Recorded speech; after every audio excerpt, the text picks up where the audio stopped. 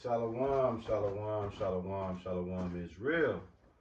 First and foremost, we must acknowledge our Heavenly Father, Yahweh, who is only begotten Son, Yahweh Shai, for allowing this word to come out. I hope you sincere brothers and sisters are truly, truly edified by today's word. Um, Welcome to the Sabbath service. Those who watch us on a regular basis know that we bring you the Sabbath service. The elder, the leader, I'm the leader of the church, but the elder will be joining us shortly. And what I want to speak about, brothers and sisters, is the Sabbath service. You know, it's myself being the leader. You got the elder who's soon to join us, who spearheads the Sabbath service. And those who follow us on a regular basis know what we do here, man. We bring you the latest, greatest from the last time we sat down with you. The elder, who's also the spiritual head, leads the charge on the Sabbath service. And so myself, his son, who's usually in this seat, and Kyle is usually in this seat, they're not going to be here today. So, you know, me and the elder going to rock out a little bit. The elder is slightly under the weather. I'm slightly dealing with this vertigo. So we might be off, we might be off a bit, but we still going to give y'all some food. Listen, before I turn it over to the elder, I just want to share this with you, with the congregation. Listen, man, it's a lot of things that's happening right now where spiritual warfare is on the forefront. So if you serious about being a follower of Yahweh through his only begotten son, Yahweh Shai, it's shit or get off the pot time. Okay, you can't act like you with this shit. You gotta really be with this. Because what's gonna happen is the Lord has a way of lifting up skirts. Okay? He'll lift your skirt up in public where your to your forehead, aka shame you. And not only that, me and the elder, we seeing a lot of weird behavior that's going on out here today.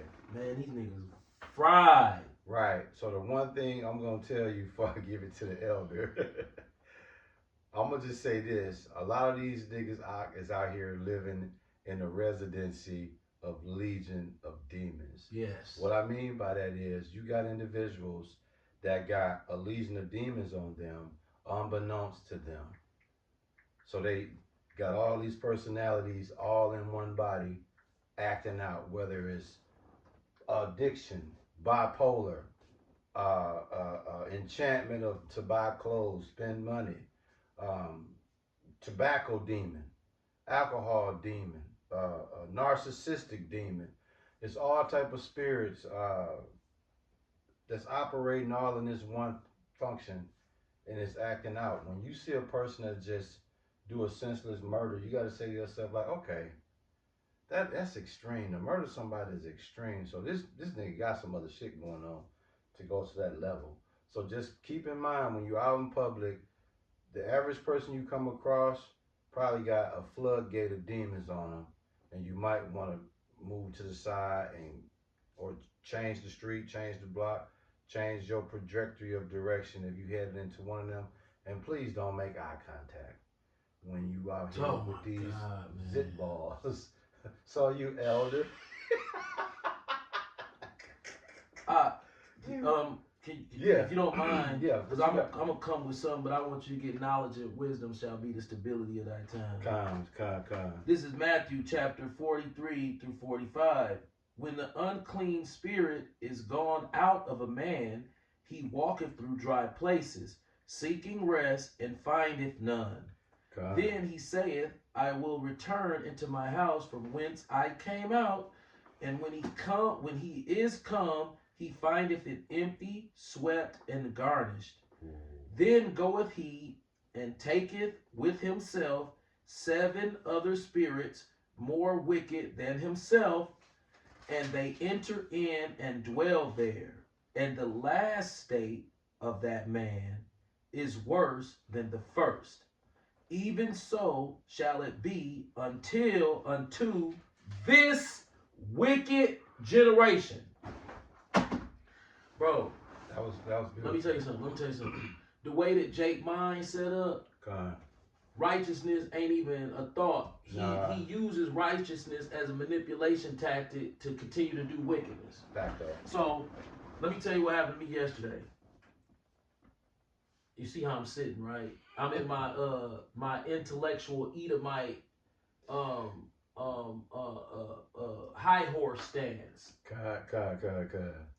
You know, when you fat, you can't do this. Right. You know what I'm saying? I used to be fat. I used to try to do this and be like, wow, man, that's crazy how people can do that. But now that I lost so much weight, I can do this. So I'm going to take advantage of it. God. I have a friend that I grew up in the church with. I'm saying his name. God. Lafayette, right? God. So I got a friend, his name Lafayette. He's a millionaire, got a big fancy house out in Mequon. Fancy house. Got $1 million, plenty money coming in, $1 million liquid assets, not even assets. He has $1 million liquidable cash. That is significant because people hear liquidable assets, they don't understand that's a step down from cash. Right. Sort of like when they talk about centimillionaires in New York. God. They have a lot of millionaires, but they also have centimillionaires. You say, what's a centimillionaire? Well, a centimillionaire is somebody with $100 million cash. Yeah. That's crazy. New York has the most centimillionaires. That is a centimillionaire is someone who has at least $100 million cash. Okay? Lafayette is the ghetto centimillionaire. He has $1 million cash. See, most people that is claiming millionaire, especially with black people, they don't have no $1 million cash. They might have a house that's paid off, that appreciated to $600,000. Then they might have another $350,000 in cash. I don't even know if they would have that. And then they have a few other assets that would bump them up over $1 million. But if you said, hey, go get me $1 million cash, they can't do it.